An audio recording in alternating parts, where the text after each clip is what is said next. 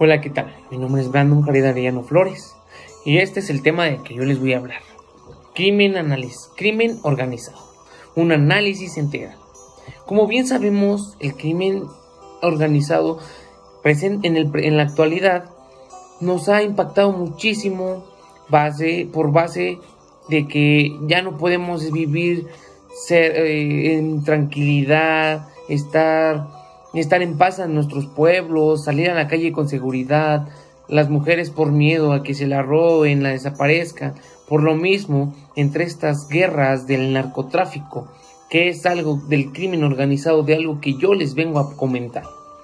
El crimen organizado no es un fenómeno reciente.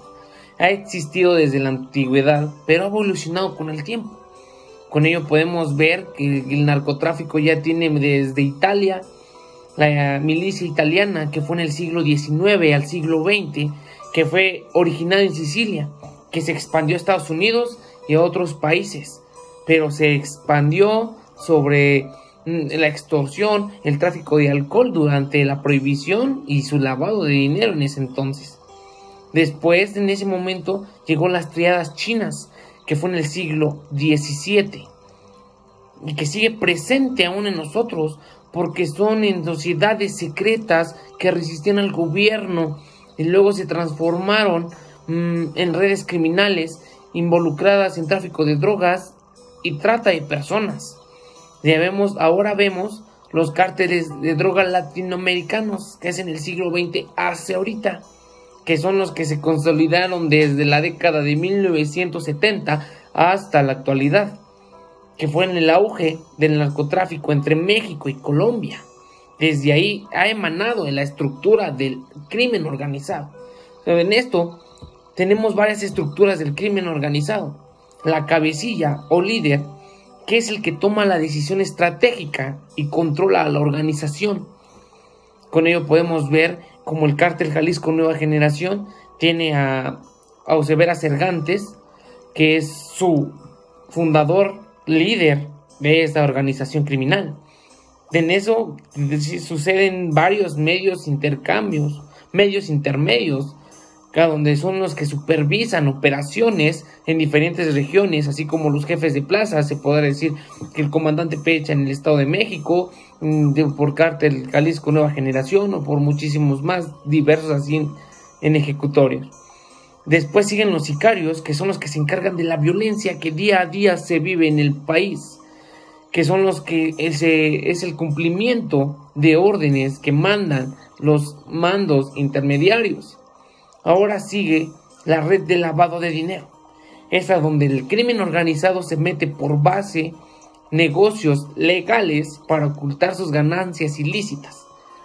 Y es a donde entran después los colaboradores políticos, que son los funcionarios corruptos que facilitan sus operaciones. Podemos ver que en el año 2006 el presidente de esa época le dio muchas alas al capo, al narcotráfico del cártel del Chapo, que le abrió mucho más alas para expandirse a Estados Unidos, que fue algo que hizo muchísima guerra, hubo muchas matanzas, hubo demasiado, porque en eso tenemos los principales tipos de crimen organizado. Hay muchísimos, pero vamos a hablar con el primero, el narcotráfico, que es la exportación e importación de las drogas ilegales a nivel internacional. Ya no es a nivel internacional, digamos, ahora ya puede ser a nivel global, porque ya se están expandiendo. Antes solo era México y Colombia, y ya después de México a Colombia fue de México a Estados Unidos, y eran 3 países, y se fueron involucrando, y se van involucrando con muchísimo más países. En esos principales grupos están los cárteles de Sinaloa, el Cártel Jalisco Nueva Generación, el Plan del Golfo, el Cártel de Medellín, que fue histórico en su momento. También en el crimen organizado tenemos el tráfico de personas y explotación sexual, ya que son las redes que secuestran, engañan a víctimas con falsas promesas de empleo. Y esto lo podemos vivir en la actualidad. ¿Qué está pasando con el campo con el rancho Izaguirre?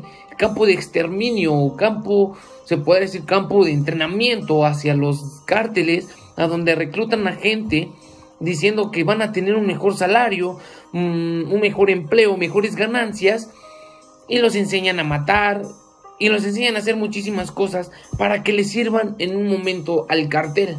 ¿Y qué podemos decir con eso? Que desde ahí se vienen muchísimas desapariciones de personas porque salen a trabajar, salen a buscar trabajo, a prosperar, a llevar un pan a su familia. ¿Y qué termina siendo? Termina siendo un campo de exterminio donde llegan a entrenar a las personas y esas mismas sirvan a su comunidad del crimen organizado. También está el tráfico de armas, que son las ventas ilegales a grupos terroristas. Se podrá decir que grupos terroristas, como ahorita el cártel Jalisco, que tiene armas exclusivas del ejército. Y ahí ya es a donde entran las zonas de conflicto, porque son armas pesadas que se van dando contra los de ejército, y cuando se dan sus topones, esas armas son las que hacen que los cárteles salgan victoriosos. Y ese es el tráfico de armas, ventas ilegales. También tenemos el lavado de dinero, que son el dinero sucio en un sistema financiero legal. Se pueden usar bancos, criptomonedas, bienes raíces, empresas fantasmas, de hecho. Y hay muchísimos. También está el cibercrimen, porque ya son fraudes electrónicos. Por llamada ya te están haciendo tu robo de identidad. Ya te están haciendo tus ataques a las infraestructuras.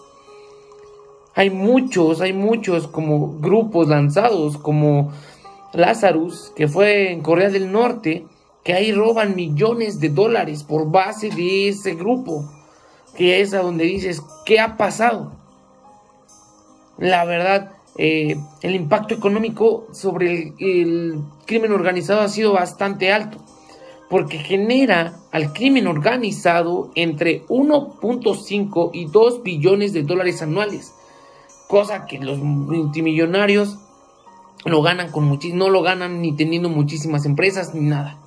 Pero a esto afecta a inversiones extranjeras y el desarrollo económico en los países de alta criminalidad, como por ejemplo México, que ha bajado, o a lo mejor no ha bajado, ha subido el alto de criminalidad, gracias a los presidentes que nos han tocado, que hacen que el crimen organizado avance. Porque yo, en mi opinión, siento que la maña, se podrá decir en esta actualidad, la maña ha avanzado mucho gracias a los políticos que han entrado con poder. ¿Qué está pasando? ¿Qué pasó en Santo Tomás de los Plátanos? La expresidenta tenía vínculos anexados con la maña, y ahora su esposo, que se eligió para presidente de Santo Tomás de los Plátanos, ¿y qué dijo? Que era inocente, cuando nosotros bien sabemos sobre las informaciones que da el gobierno, que están, o a lo mejor no el gobierno, los policías, que sí trabajan de manera honrada, que tienen vínculos contra la maña. No sé, digo, en este aspecto, ¿cómo podremos decir que la maña no ha entrado gracias a eso? La maña ha entrado muchísimo y ha afectado gracias a los políticos que han estado en la presidencia y a mandos públicos. Como que ahí tienen un impacto muy político, porque son infiltraciones de grupos criminales en gobiernos, a lo que mencionaba anteriormente. Casos como la narcopolítica, se podría decir, en México y Colombia ha sido muy relevante, ya que muchos llegan al poder siendo narcopolíticos. Y en el impacto social, la violencia ha desatado ciudades dominadas por el crimen. Ya, o sea, que hace mucho tiempo atrás, muchos decían que nosotros o los políticos querían paz contra los cárteles, cosa que ahorita la presidenta Claudia Sheinbaum y el presidente AMLO dijeron que abrazos no balazos. Es porque ellos supuestamente no estaban vinculados en eso, pero tiene trabajadores o políticos que están relacionados a ello. Y a eso me refiero, a lo narcopolítico. que entran en un puesto de gobierno y ayudan al narco, al crimen organizado a entrar.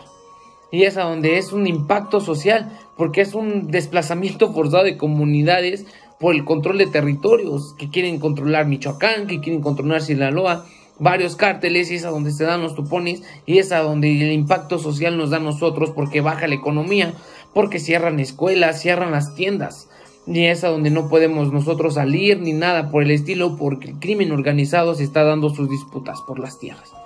Esto sería todo por mi tema de crimen organizado.